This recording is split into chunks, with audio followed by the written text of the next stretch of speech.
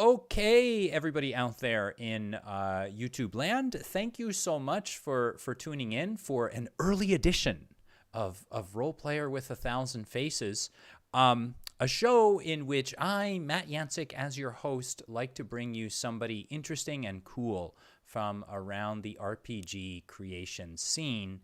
And sit down and talk with those people and do like a nice deep dive into who they are, what they do, and how they do it, and hopefully provide for you, the gentle viewer, some inspiration or some knowledge for your own work as well. If you're interested in following me, truth be told, I don't really update my socials very much. In fact, I'm starting to really hate all the negativity that I see online, and I've been posting mostly cats and more cats on my sites and links to my interviews. But if you would like to follow me, I'm on Twitter as CatWhoWalks99, and I'm on Facebook as Manufactured Myth and Legerdemain. And truth be told, as I mentioned, though, probably the best place to catch up with me is just to watch my channel and see what I'm up to. Ordinarily, I would give a long, drawn-out soliloquy in which I say something buffoonish and silly.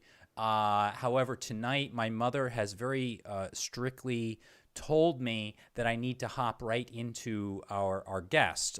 So the reasons for that are that this is irony, ladies and gentlemen. So of course, as many of you know, I am located in Cambridge. My guest for tonight is also located in Cambridge. However, there's some sort of strange interdimensional tomfoolery going on here where she is 5 hours ahead of me, and it's something like 10 p.m. there, and I am still stuck at 5 p.m. here.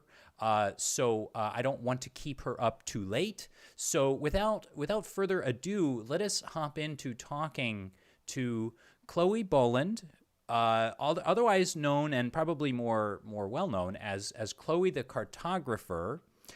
Chloe, thank you very much for joining us tonight. How's it going in Cambridge? It looks just as sunny as sunny. Well, it's not sunny now; it's dark. But thank you ever so much for having me on your channel. It's very exciting. No, and it's quite cool. Cambridge to Cambridge. I like it. I know it's really kind of weird. Like, I've talked to people near Cambridge before, but never in Cambridge. So I feel like some sort of kinship with you already. For sure. I've never been to the Cambridge in the US. I'd like to. It would be maybe a beautiful part of your country. We could start like an exchange where we have wouldn't people that be from great? Like just hopping back and forth. That would actually be interesting. I gotta say, like, cool. One thing that I've always envied about your Cambridge is that one thing I like about my own is that there's a lot of real rich history here for the United States, but it's nothing. It pales in comparison to of course the place where we all came from, the original. So I'm in New England, but you're in real England. So that to me is just old England. Old England. Yeah, there's certainly lots of role-playing inspiration everywhere we look. Well, the house I live in is thatched. Actually, it's an old house. It used to be a forge. At some point, I should draw a map of it. But anyway, when you say forge, you mean an actual forge, not? Yeah, I mean, not for a century has it been used as a forge, but yeah, so it's pretty cool. That is awesome. Well, Chloe, the big reason that you're on the big program tonight, and the reason I'm so excited to have you, for those of you that have seen Chloe's work, Chloe is a super talented illustrator and who specializes in cartography and drawing maps. And this is sort of an aspect of role playing, and I think of like just storytelling and the imagination that is not really, well, at least on my channel, I haven't done a lot with it. So can you tell me, before we kind of get into the meat and potatoes, was this what you wanted to do when you grew up, or were you kind of aiming for other things? No, I mean, growing up, excuse my cough. Yeah, growing up, I had a kind of big choice between art and science, and I actually chose the science side. So I studied physics and have been doing art as a hobby for a very long time. I did a lot of portraiture. And yeah, the maps has only really come together in the last couple of years, and I'm still actually I'm not a full-time illustrator. I have a day job. But it's taken over more and more, and I can see a point at which, I'll flick the switch and do maps full time. So yeah, I like to think, and maybe that's why I like maps, is it's a nice combination of art and science. There's a lot of, thinking and logic, and I'm quite interested in using lots of technologies, 3D projections, doing a lot of things with maps that perhaps uses a bit of my mathsy background. But also there's a creative side to me that, yeah, I want to put into maps. So yeah, so it wasn't what I imagined doing, but. So what was it though, can I ask, about the science side of it that appealed to you, or ultimately kind of won out as far as your background, like your education goes? I don't know. It's one of those things you have to think about. You play back your life. Just imagine how it'd be different if I became a graphics designer. I think I'd probably hate drawing, because I think if you do it all the time for decades, I'm not sure it would have lasted as something that's so passionate. But yeah, I was very attracted to physics. I really like science. I'm very interested in physics and how things work. And I really want to bring that into maps and into role playing. Yeah, I was going to say, like, the way that you just sort of described that right now, I can completely see the connections between kind of the two, which seem at first maybe not related, but now that you just, they do actually seem more related than I had first thought. Yeah, I mean, at the most basic level, if you start drawing very large maps, you've got to think about the projection of a sphere onto a flat piece of paper, and that's often ignored in role-playing games. That's fine, doesn't need to be thought about, but it's quite fun to include aspects of that. So I've got a map recently that's got a bit of that kind of curvature represented properly, sort of properly, and yeah, so it's things like that, and there's software that does it for you, so you don't need to do the I'm not sure I could do the maths at all. It's been a long time, but it just, I think it helps to be able to think about these things, and I quite like the idea of including. I've been experimenting with a kind of more technical schematic feel to recent maps, including elements of kind of, I guess, sort of Victorian or Georgian schematics that you would see around the sides, and I want to take that further. So yeah, I would say, like, I think most of my viewers know this. I'm a teacher, and one of the things that I find is helpful, like when you sort of focus in one area, is actually being well-rounded in sort of a background of areas, and so the idea that you would have some sort of knowledge or foundation for what you're putting on the page, or whether it's an analog or digital page, seems like it would be incredibly helpful, and give you like a real like a unique perspective that maybe other cartographers or illustrators might not, bring to their pages. Was there anyone that particularly then, I guess if you chose to go primarily, of course, into the science side of things, was there anyone on like the artistic side, writers or maybe creators of some sort, that were particularly maybe inspiring to you and kind of kept you? Yeah, I mean, I've spent quite a few years drawing portraits as a hobby, and I'm quite inspired by a lot of great portrait artists. So, I'm interested in people who can capture the character of a person, not just an exact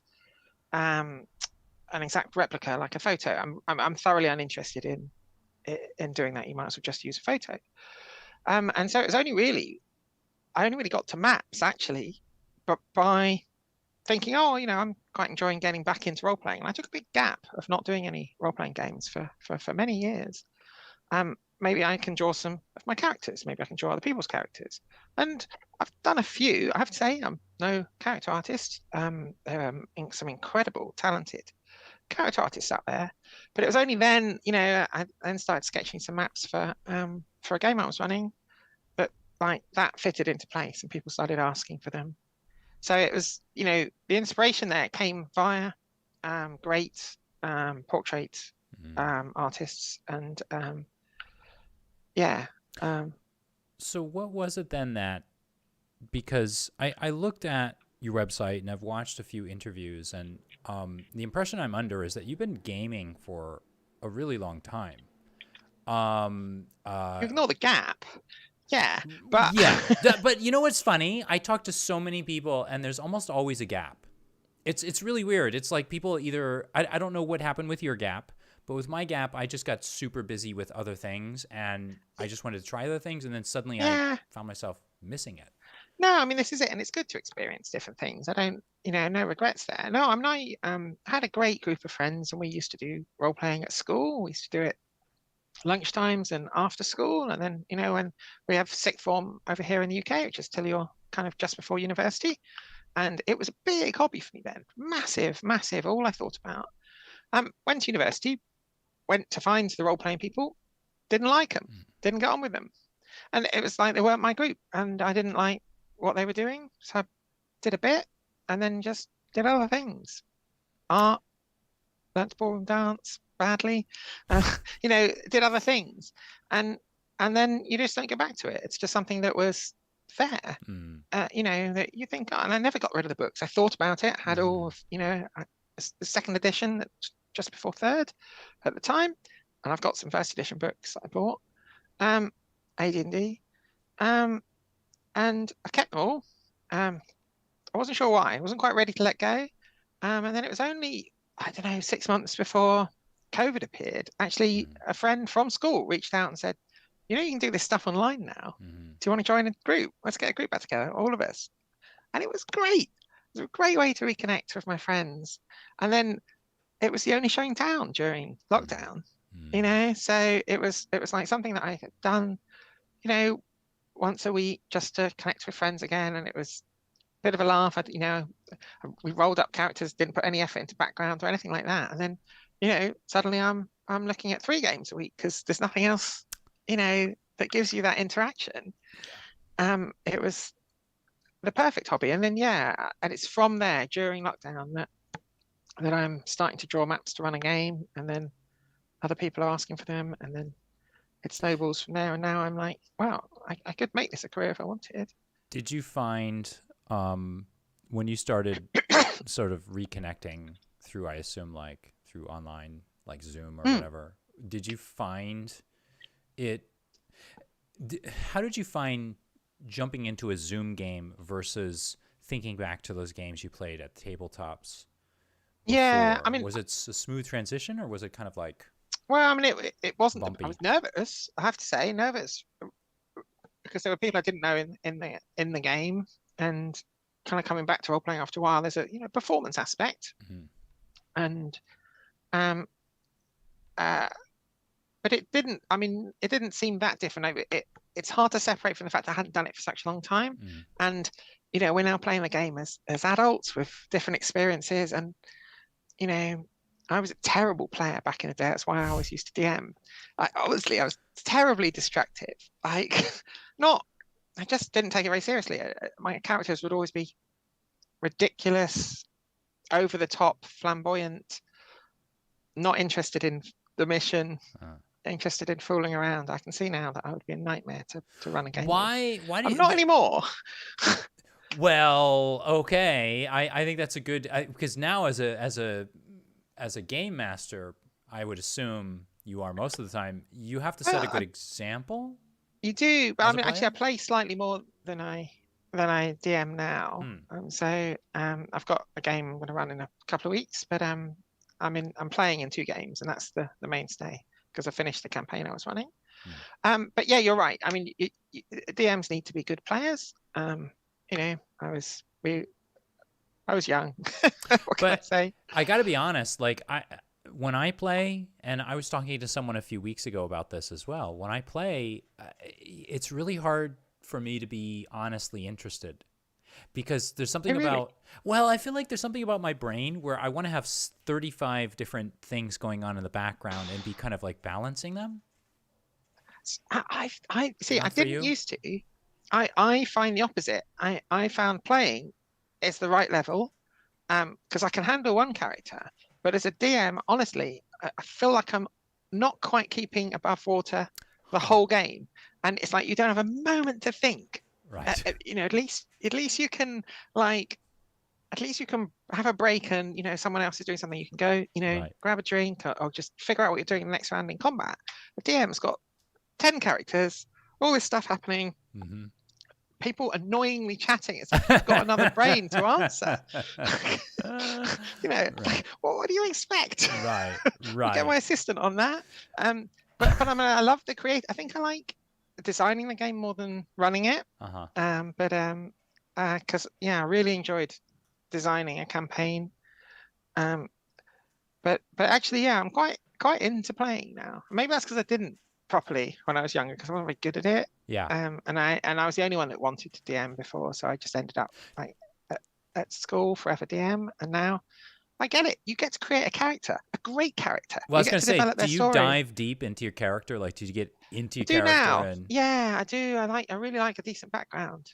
Oh, worse than that, the campaign I ran was pretty much to flesh out the background for one of my characters. I didn't tell them. No, honestly, I that's didn't tell the awful. What players. an awful thing to do to your players. I didn't tell the players that they were basically, because they were in a different group, I didn't tell them they were basically trying to rescue my character, who was then destined, hopefully, to take on Strahd in Curse of Strahd, and she's getting there.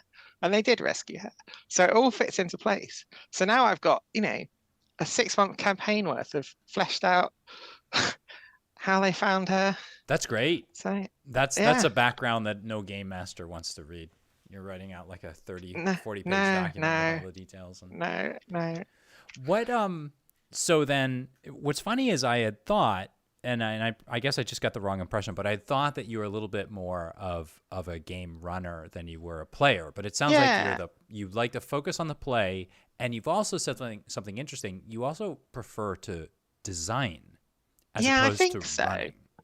I find it quite stressful running a game, but I am running a game. I'm running a game in a couple of weeks, so I do still do it. But what is it about the design aspects of it? Like when you say when Chloe the Cartographer says, design, are you thinking in terms of like how like the map or how the playing field is going to look, or how the game maps are definitely a big part of it. But I wish I could write, actually. I'm sure I can, but not very well.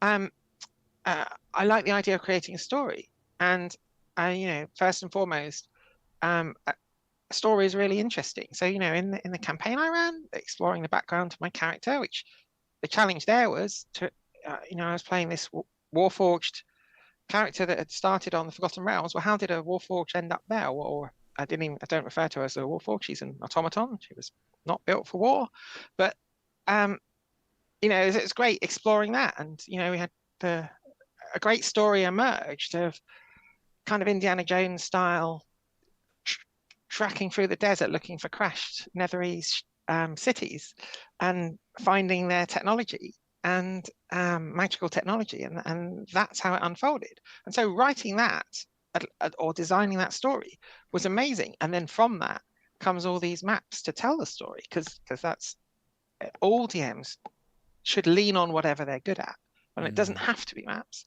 But for me, obviously, I'm no actor, but I can, describe some completely unique scenarios that the players won't have faced before, because I can make the map just what I need it to be. So I did that. So the maps, then, it sounds like they grow out of the scenario that you're thinking of for the game. Yeah. So and I've got a game, in a couple of weeks that's going to be a kind of dungeon crawl where the players are going to fight their way out of a whole load of Cthulhu monsters using Sandy Peterson's Cthulhu stat box, which are incredible. So that's going to be a shock to them, because I know what they're like. I know that they're straight onto Google to find the stats for all of the monsters they face. So good luck with that. But it's going to have a really dark kind of alien, esque organic feel to the dungeon. It won't feel like a dungeon. It'll feel like escaping from some horrible survival horror prison. Lots of alien technology to not understand and make big mistakes with. So the map is quite central to that, because it's got to, it's got to sell this vision of somewhere very, very unusual. I put it on a hex grid just because they won't expect that. it makes it less straight. Um, yeah, it's gonna be fun. I'll obviously put the maps out there as well.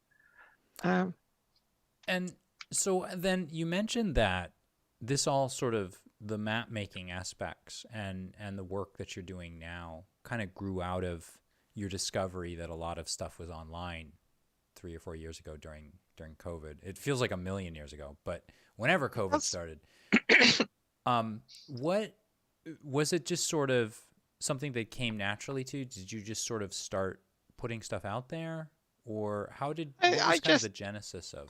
I just started putting my maps on Instagram. You know, if you go back to the bottom of my Instagram, you'll see a whole load of character portraits, and that, you know, describes that story. I was starting doing more character portraits and exploring that because, you know, I'm interested in characters, and I really wish I could be really good at that. I see character portraits that I just think, wow, one day I'll conquer that. But I just put the maps that I was doing pretty much for this game that I was running out there. And then immediately people started asking, do you take commissions? Which I refused for a while because it's a big, scary deal for someone to pay you. Yeah. So I did a few free maps for people I'd connected with, and then, and then took a couple of commissions. And then I saw on Twitter, Keith Ammon was asking for people to illustrate his book. I thought, I'd really like to see a map in someone's book. So I took a chance, DM'd him. He had a great conversation on DM in which he said, you know, your stuff looks great, but you haven't demonstrated this particular thing I need. He needed pure black and white with hatching. So I just went away and did a map and threw it back at him. He was like, oh, right then. So I mean, it was lucky, basically, is what I'm getting to. So I approached him, and there's a bit of luck, I had the courage to go for it, and it really worked out. And I was really nervous that I wasn't going to be able to keep up with the other incredible cartographers he had on that book. And the book is How to Defend Your Lair. So it's a book about different layers of different creatures. So, you know, a dragon's lair or a beholder's lair. Some of them a bit more unusual. So he had a were-rat's nest that I drew up that was in a like shantytown city. So it's like really dense, you know, these were-rats hiding in plain sight within a city. And that's very rat-like. I loved it. So they weren't just clever, well-designed layers. They were unusual, interesting, could slot them in anywhere. So, I mean, it was really fun to draw. But I was really nervous because, you know, to be honest, I kind of, put myself out there when I hadn't proved myself till that point. But I think I think it's great that you just jumped in and did it. Like one thing I've sort of, I don't know what your experience has been, but mine, because it sounds like we both sort of popped up online around the same time, like a lot of people. But I found that so many people are very friendly, nice, helpful, friendly, you know, like everybody, my viewers know, like I pretty much cold email everybody to get interviews, and so many people are just like, oh, sure. No, I've made genuine friends online. Twitter starting to disappear, but is good. And Instagram, and actually Mastodon is, you know, it's got a community. I don't understand Reddit. I keep trying to, but anyway, it's. I sort of understand Reddit. I don't think I understand the people on Reddit. I don't understand it. Ooh, I don't I'm know. so sorry. I haven't figured it out. Please don't unsubscribe to me. No, I think there's some great people on Reddit. I just don't seem to. It's like, I don't know. I can't predict how. Yeah, when I put something out there, whether it's going to work or not. I certainly get the most interesting comments on Reddit. So, which is good. But yeah, some great people, and each community is different, which is beautiful.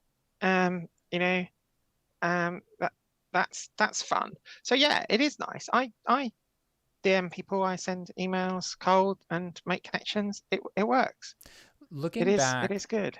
Looking back, you sort of mentioned how you were so, you know, afraid to sort of put yourself out there and to go up against these other, you just said, like, you know, really professional, better Map makers, what do you think you were doing right though that got his attention? Because obviously you did something. Like, so as the He said he teacher in liked me. my hustle.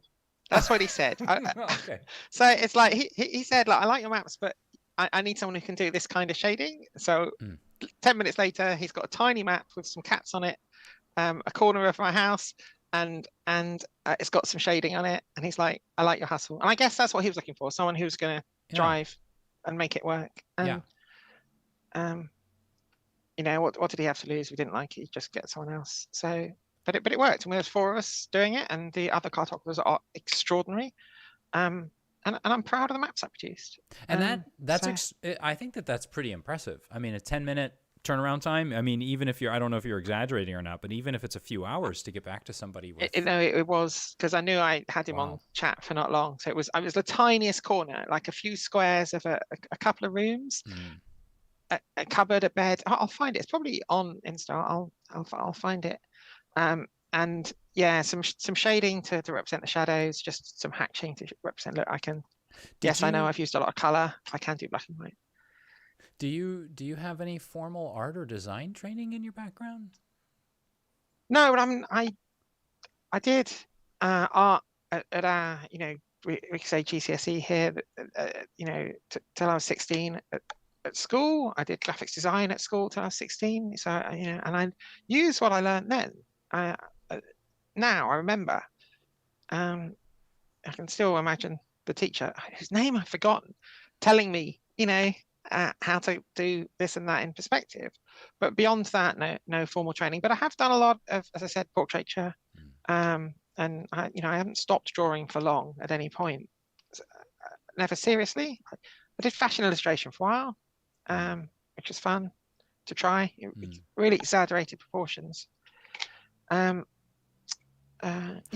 How was it then that you sort of was it something that just sort of evolved naturally then? So if you're making maps for many of your own games, were you just sort of experimenting with this works for this particular type of a room and this works for that type of a cave? I still am very, very much trying to figure it out. So I'd see maps I liked and then try and do similar techniques. You know, you'd see building maps that use certain kinds of hatching or styles. And, you know, you look to the great maps that you have with a lot of the big products. With Dungeons and Dragons have some incredible cartographers, you know, throughout the years.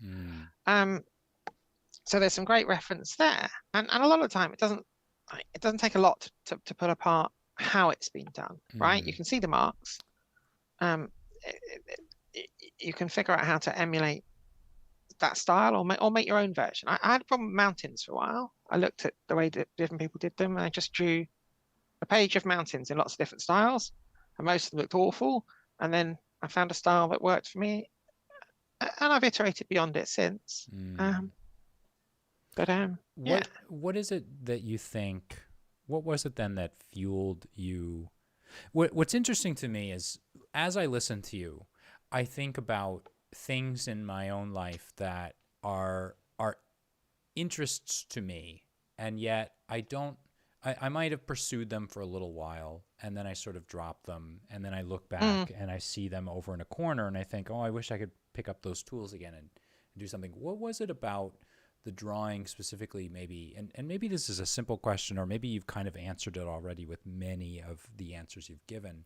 What was it about maps that made you keep coming back to them? You mentioned like the tying in of art and science, but you could tie it in. You could do illustrations of like fantasy creatures that were biologically super accurate. Oh, yeah. And maybe I will at some point. That sounds awesome. I have always just also liked maps. Like, you know, if I wasn't drawing them, I do quite like looking at maps. I think they're interesting. If I go somewhere, I'm really into the map. They are interesting. I think I like the layers that you've got on a map, the layers of information. So, and I guess you've got that in all art, but I like I like the fact that you can pack so much information. I'm interested in infographics as well. I'm not really done much, but I find that really interesting as an art form. Yeah, so I think that's why I like maps. And if I like something like that, I want to do it. I want to make it. What is it then when you are working on a project, and what is it that you sort of bring to the project or to your illustration or your map? If it's, I don't know if I can call a map an illustration or what, but I think so. what do you bring that's maybe unique, maybe on a personal or a professional level to that? How are Chloe's maps different than something else that someone else creates? What do you think?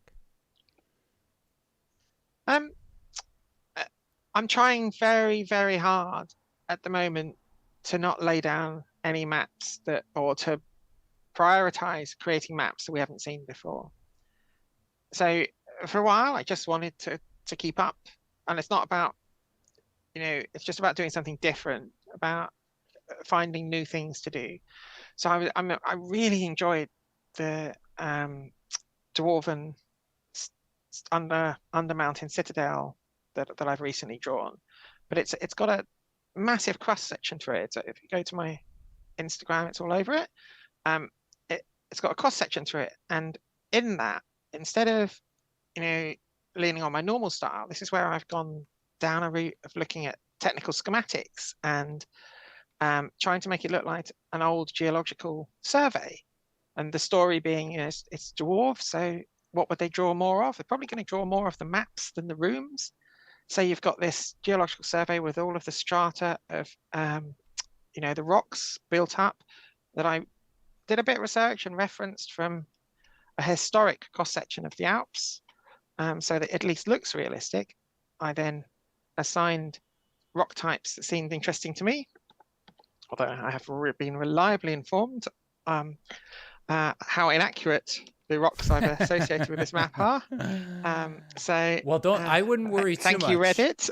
I would not worry too much. Now, what I'm looking at here and what I'm going to put up on the screen. So I want to apologize to you, Chloe. You had mentioned that I could screen share, but I realized go for it. I hadn't set up screen share. But what I'm going to do is drag this spectacular, ridiculously awesome. This is like a cross section, I believe.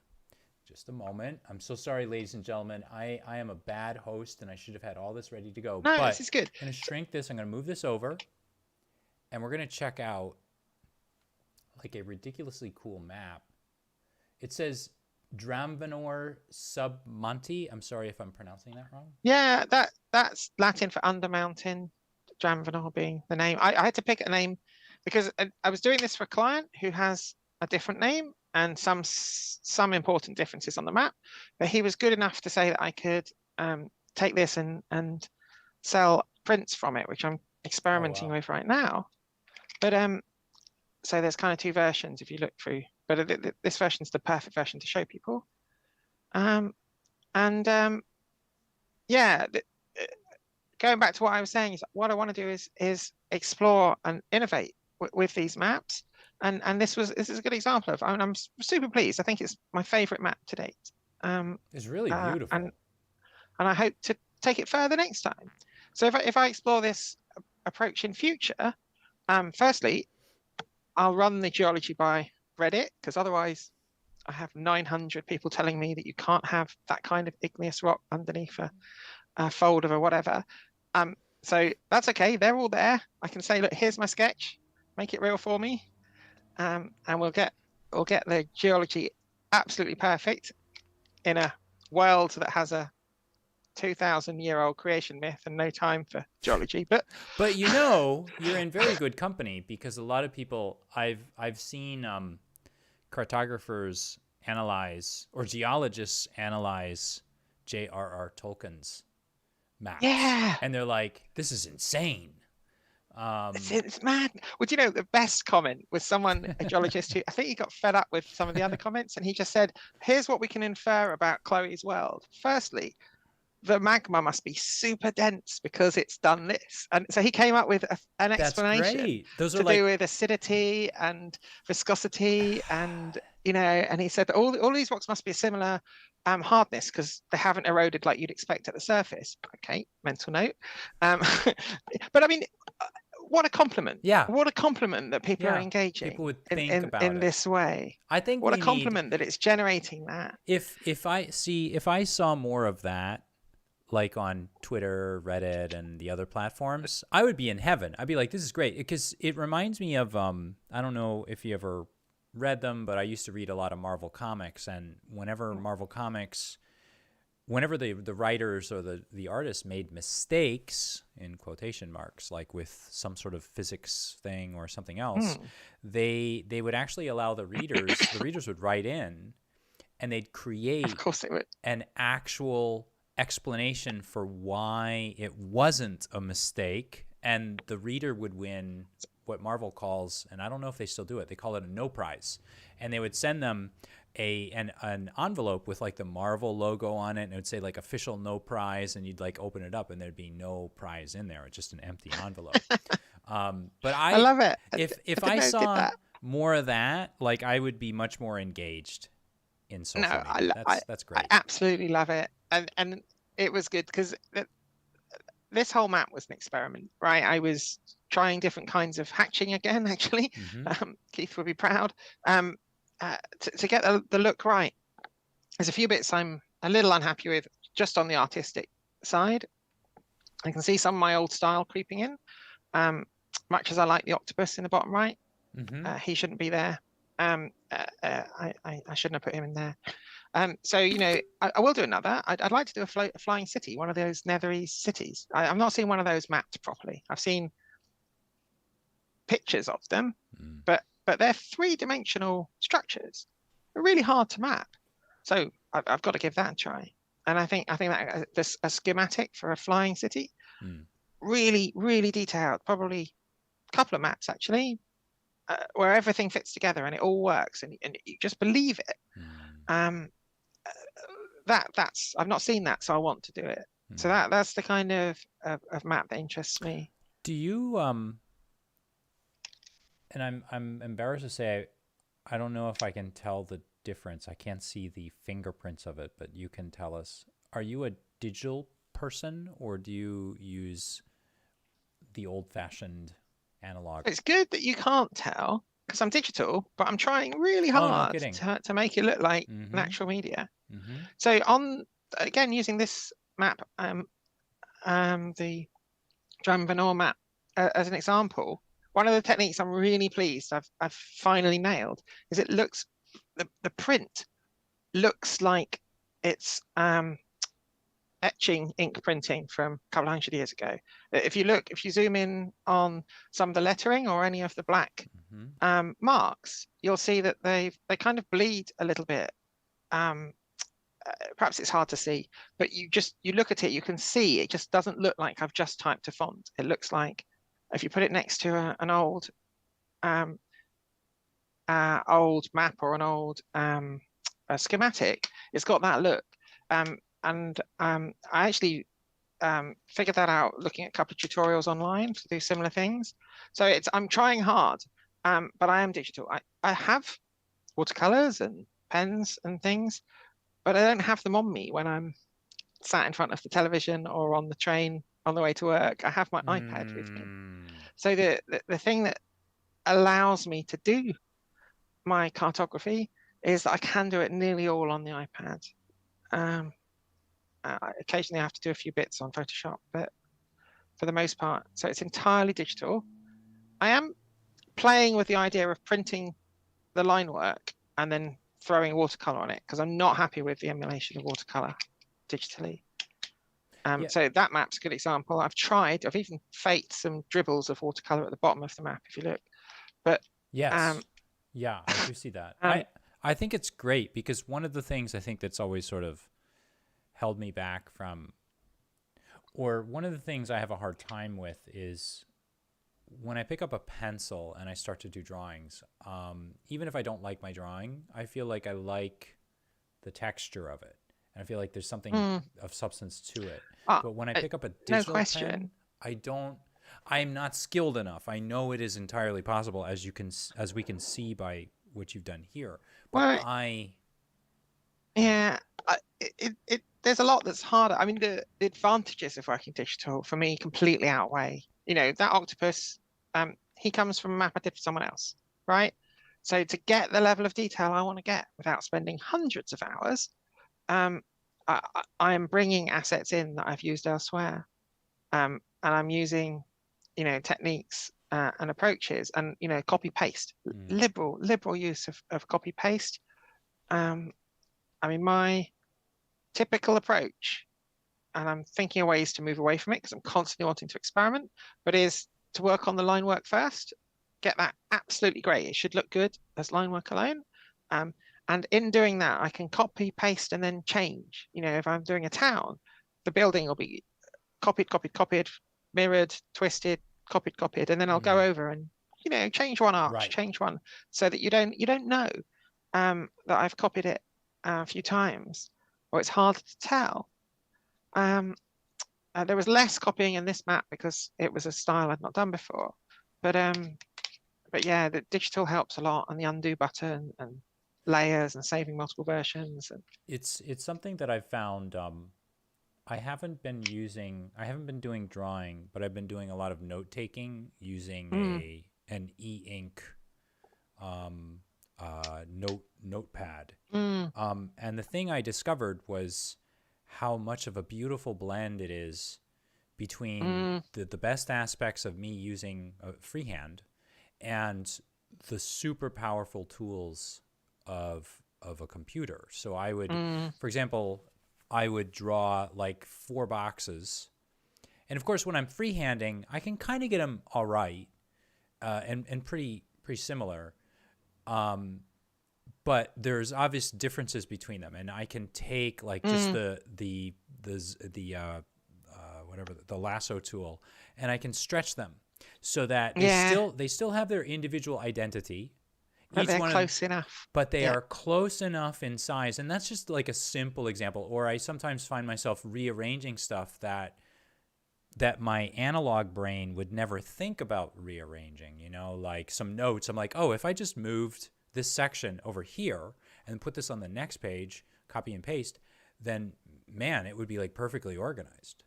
So like, I guess I see the advantages that you're kind of talking about, but for me, like the skill, like I can just see the skill in looking at your drawing.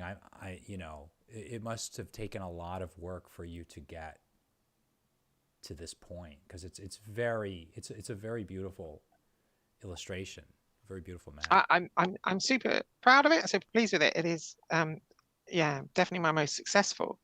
So I am pleased.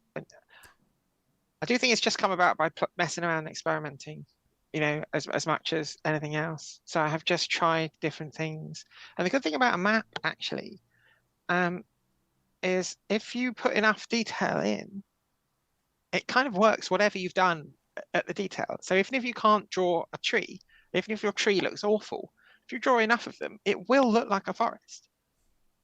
It just will. There's an amazing thing about maps. Sometimes you look at it and think, wow, it's an amazing map. You zoom in and you go, well, I'm liking it less now. That's okay.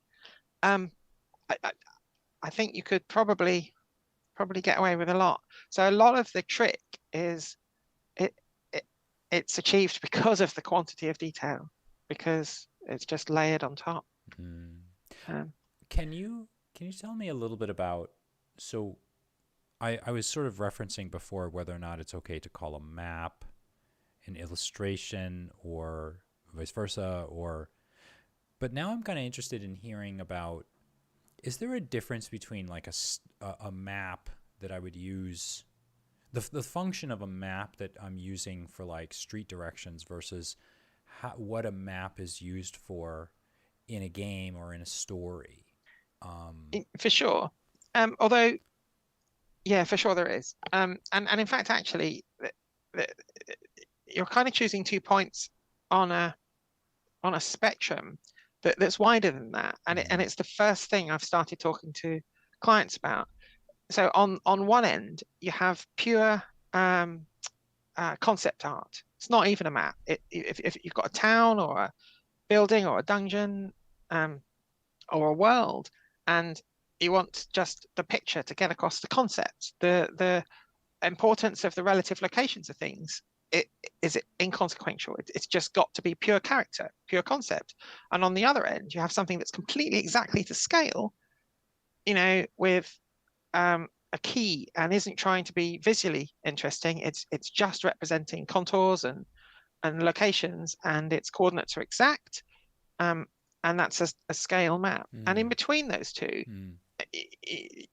most of the time, your role-playing maps are somewhere in the middle, and the battle maps are a bit more over to the left, nearer the exactly to scale maps, and the town maps and regional maps are actually a bit further over towards concept art, because unless it's a hex crawl, people don't really measure distances on those maps. They're very fudgy. It's all about giving a vision for the place, and yeah. So I think you can probably place most maps somewhere on that scale, and role-playing maps are often more in the middle. Yeah, I really feel that from it. So the cross section of the mining fortress that you did, it sort of gives me like an impression in my head. It's creating a different kind of map, like in my head. It's creating like a three-dimensional sort of feel. So when I'm playing the game, I can imagine myself playing the game and the GM just doing something very simple, like just pointing to me being in the trade district or in the barracks or whatever. And suddenly I have this visualization in sort of three-dimensional terms, and I have this feel to.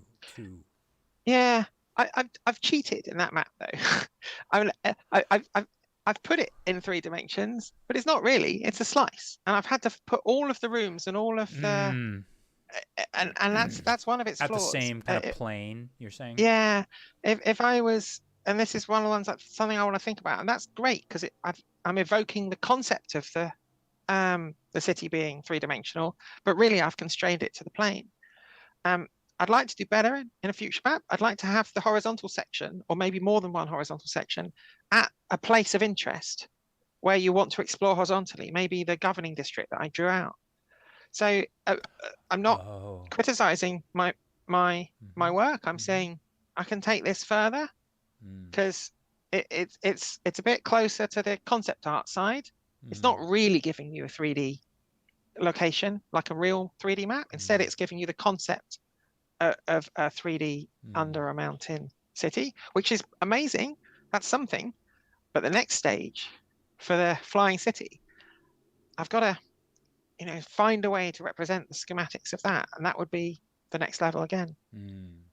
I think it's possible. I think choosing clever choices and making choices of where to put the cross section. Right. You could show different bits, and maybe having a couple of cross sections or exploding it somehow. Yeah, that would be so. I'm just imagining that, because that means like you're kind of shifting things on a 3-dimensional plane, and then not only you're doing that, but I would suppose you have to place them and angle the drawing in such a way where you can actually see those things, and the ones in the foreground, say, don't obscure the ones in the background.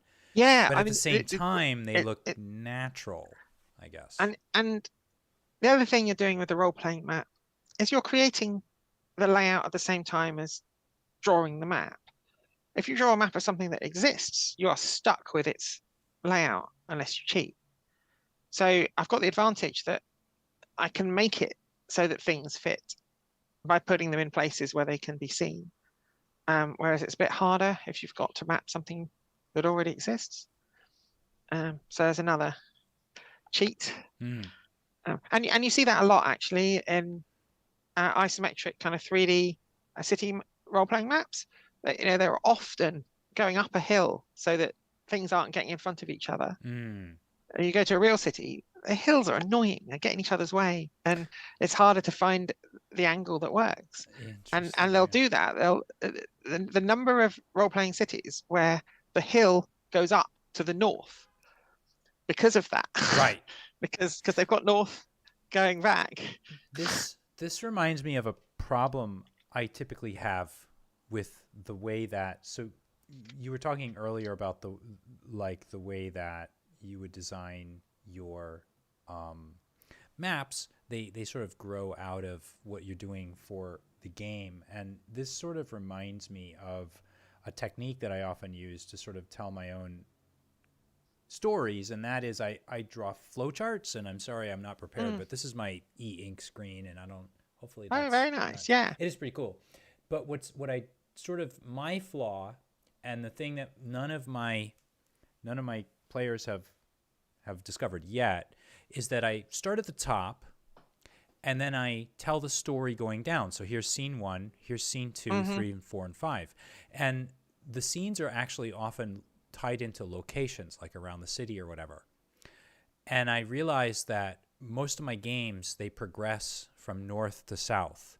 So when I talk about, I never thought about it, but when the players say, oh, where's the old church or the old lighthouse located? It's southeast of here.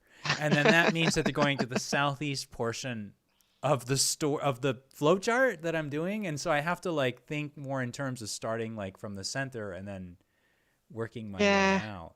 Like, it's interesting. I doubt they'll spot it, but it's things like that, isn't it? That artifacts of the process to create it. That's okay. Well, I was going to say, it's interesting that you point those out, because to me, in a million years, I probably would never have thought of what you just explained. And even though you've just explained it to me, I'm still looking at the map and I still love it. And I have no... I love it. I'm very happy with it. It's just I'm already thinking about how, and if I did it again, because I have thought, if I did it again, I think I would lay it out slightly differently. But that's okay. It's there now. So what do you think then, just sort of speaking about you're sort of reflecting on your own work, since the beginning a few years ago when you started doing all of this professionally, what do you think has changed maybe about your technique, or maybe even you yourself? Like, have you learned something, or do you feel like you've grown because of what constantly? I don't think it's stopped, and I don't want it to stop. I want to keep learning. I'm not interested in churning out the same kind of map, and that's okay. But people that do, I think that's completely amazing. I'm learning to get a bit quicker.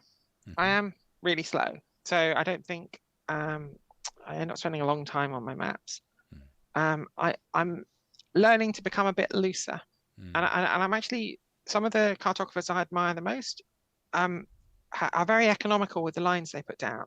Some of the artists, in fact, not thinking of artists, a lot of the impressionists. I'm really impressed by artists that use a minimum number of strokes to convey something, whereas I might put down many times more and then change them and correct them. And so I think there's a gradual direction of actually, I am putting more detail in, but perhaps there's fewer lines to convey each little bit. And I think that's something I'm learning more, to be comfortable with a bit of messiness. That's really, it's really interesting, because I think sometimes people mistake lots of lines for